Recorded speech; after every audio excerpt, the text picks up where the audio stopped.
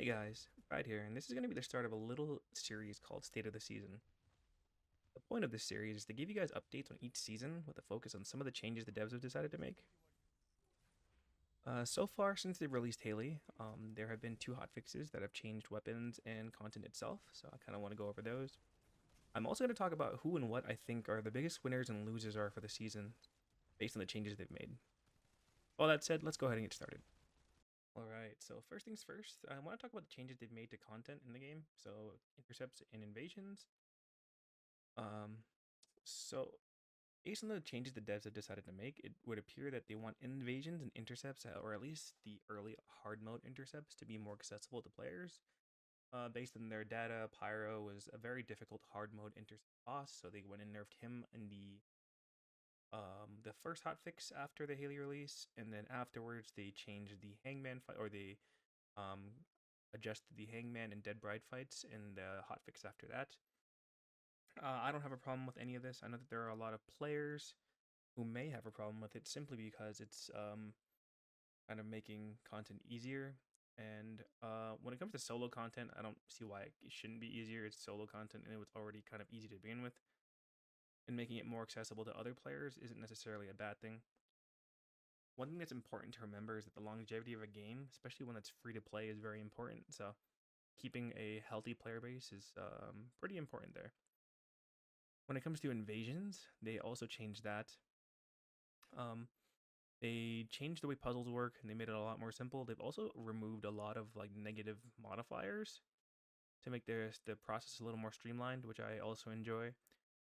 The biggest thing about invasions is that they weren't really difficult. They were just more tedious than anything else. Like, I've always seen them as just a free way to make 5 million gold. It's not necessarily hard for me, or it wasn't hard for me when it came out. It isn't hard for me now. It was just more tedious when it came out compared to now, which is so they've streamlined the process and that's really nice.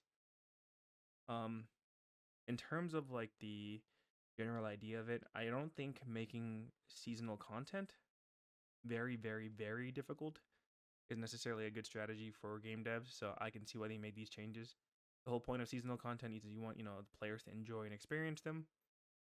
And unless they create content which they explicitly say it's supposed to be difficult and it's supposed to be like super challenging, then I don't see why anyone would assume that the content itself is supposed to be like exceptionally difficult.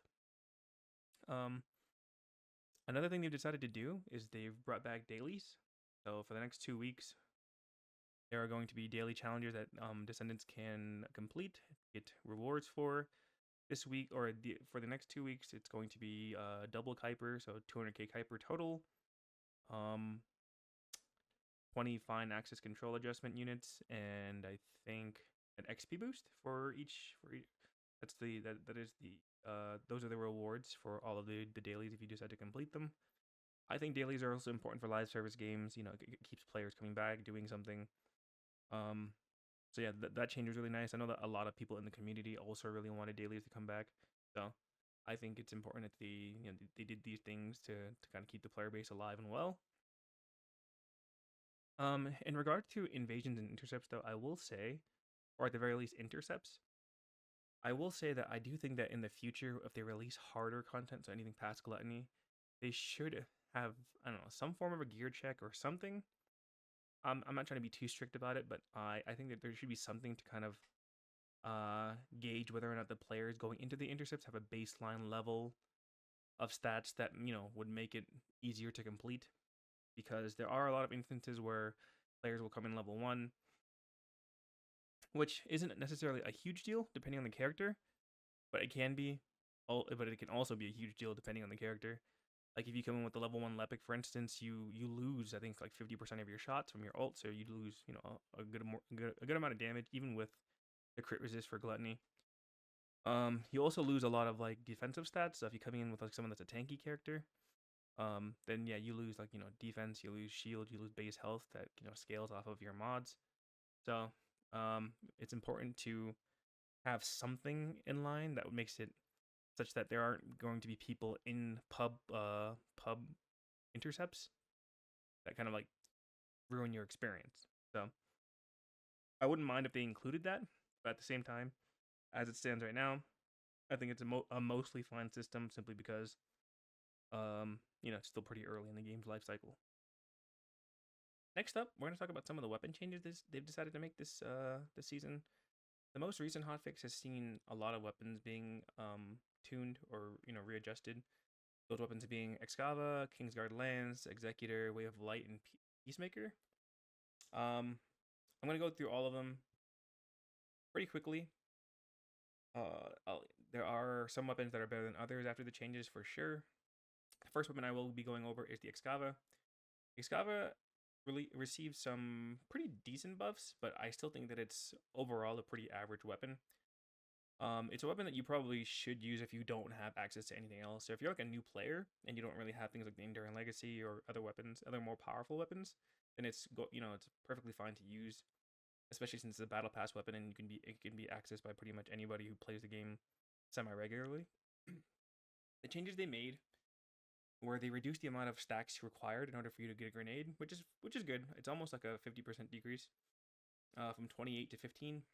They also increased the amount of the debuff you give to your target once you hit them with a grenade. So now it's what is it? It's about 10% versus like 8 or 7.5% before. Very small, but still a buff nonetheless. And finally, they increased the amount, the multiplier to the grenade damage itself. So before it used to be firearm damage times number of stacks times 180% at level 4, and now it's 220%.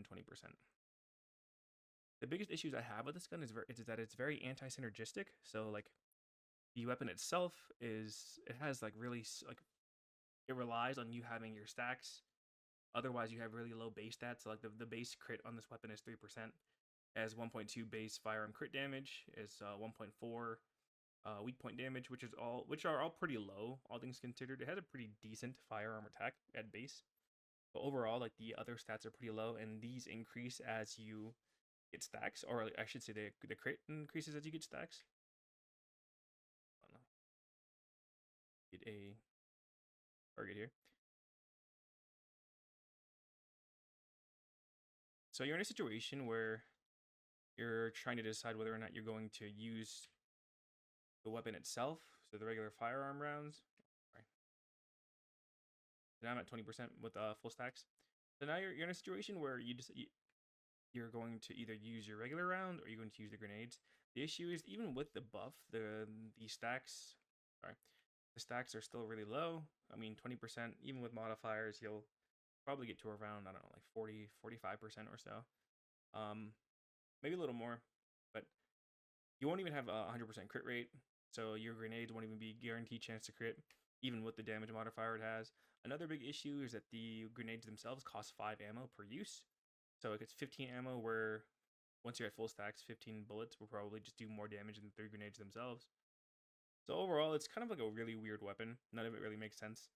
Yeah, you'll get if you use the grenades, you'll get the debuff, but 10% is still like you could just shoot the grenades and then afterwards just right click and fire just to kind of keep the stack up. But even then, like the crit chances outweighs the damage you'll get from the electric resist, in my opinion. So overall, it's still a pretty average weapon. Too anti-synergistic. I can understand why they designed it the way it is. It's a battle pass weapon, and battle pass weapons have historically been pretty bad based on our small sample size of 2. Before this, it was the Sigvor's launcher. That weapon isn't that great, although there are some things I'm kind of testing out and trying right now. It also comes with an inversion reinforcement for 51% extra firearm attack, which sounds good, but you only get it for 2 seconds, and it has a cooldown of 20 seconds. So you'll only ever use it in over a 1 minute interval for 6 seconds. So you only get 6 seconds of a buff every minute, right? Like that's really, really bad. I wouldn't use that at all. If they reduce the cooldown to 10 seconds, maybe it might be a little more viable. If they made the firearm attack 51% for as long as you had all max stacks, it would also be viable. Or even change it such that it's like half of that buff. If you have max stacks, for as long as you have max stacks, that's perfectly fine. But still, it's just the weapon itself is just, I think it's like I said, pretty average or underperforming. The next weapon I want to talk about is the Kingsguard Lance. This one received some pretty significant buffs, and it's no longer a meme weapon. Before, it was horrible. There are some videos on YouTube you can find pre-buff where the lance itself wasn't even able to kill mobs or like ads or anything. Like it just did far too little damage for the setup cost and everything that you did. The most recent buff sees it gaining 2 extra lances, so you can place 3 down now. It increases the amount of damage each lance does by a little bit, not too much, but still a little bit. The duration for the lances was increased significantly. It's at level 4, it's up to 40 seconds now. At max duration, 20 seconds base. So it's pretty nice. This weapon is probably it's being called the best mobbing weapon. I don't think it's the best mobbing weapon, but I do think it's one of the better farming weapons. When I think mobbing, I think of like just general content where you'll see like monsters coming from every which way and just coming at you. Which this weapon doesn't necessarily excel at. It's better for preset spawns and just like spawn camping. So that's why I think it's a good farming weapon, because in most places where you'll be farming, you'll know where the spawns are anyway, so you can utilize this pretty well. Let me show you. So now you can have up to 3 lances with a pretty big range now. Like it's kind of insane how much area you can cover. I've been using it to farm the fortress defense line void fragment with Haley, and it's been pretty effective. Yeah, the changes for it in terms of farming are great. I think it's a solid weapon that pretty much everyone must have. It enables a lot of characters to be able to farm certain situations a lot better than they would have before, or would have compared to before. Like Haley being one of them. Like Enzo can do the Vespers mission by himself. Like a lot of even Kyle for the most part can do like the Vespers mission. So they're very solid changes. The weapon itself doesn't really have any bossing potential though, so I wouldn't try it for that. I mean, you can if you want to, but it's pretty ineffective otherwise. So just use it for what its strong point is, and that's for farming. All right, the next weapon I want to talk about is the Executor. The Executor also got some pretty meaty buffs. The only issue with the buffs that it received are that it's not necessarily usable by a lot of people, simply because it has the high power rounds. And high power rounds are generally very hard to come by unless you're Glay, because she kind of ignores all types of ammo management. But on Glay, it's pretty monstrous. I'm sure you guys have seen the videos where people are using Glay and they are just deleting bosses with this weapon simply because she has infinite ammo. You can just shoot for as long as you want, as freely as you want. Like the damage potential there is really strong. There is another character that can kind of use it, but it's kind of a meme build as of right now, and that character is Enzo. Enzo has a Transcendent mod. Let's go ahead and switch that. He has a Transcendent mod, which allows you to I don't have a reactor. Come on. What's going on here, guys?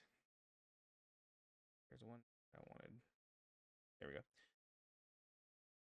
So with this, basically every crit you land increases the duration of your 4 by 0.4 seconds. And since this weapon can get almost 20 crits because of the shell up capacity, you basically have a limited duration on your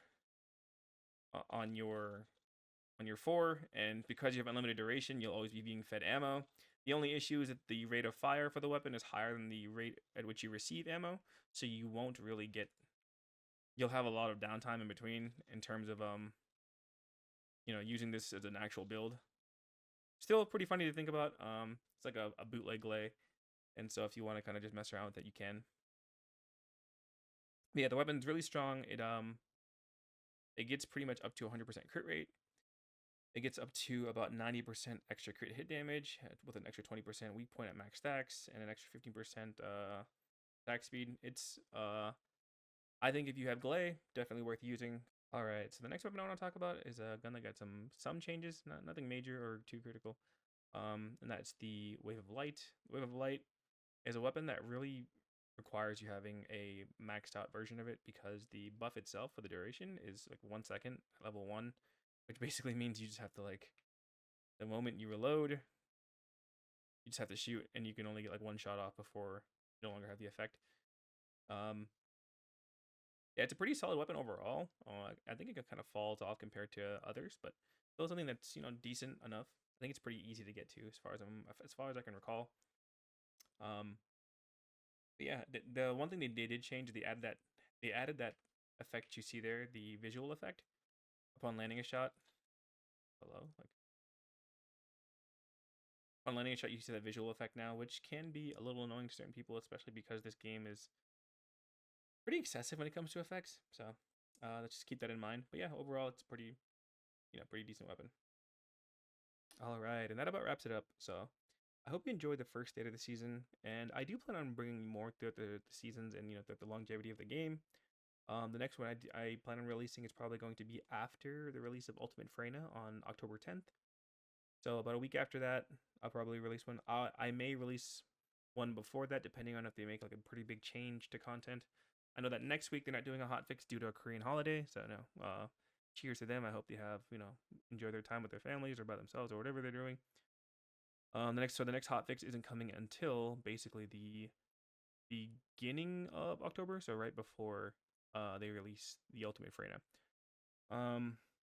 Yeah, I'll probably be on the lookout for other things as well. But until then, you guys take care. Have a good night, good morning, good whatever, wherever you guys are, and I'll catch you guys next time. Bye.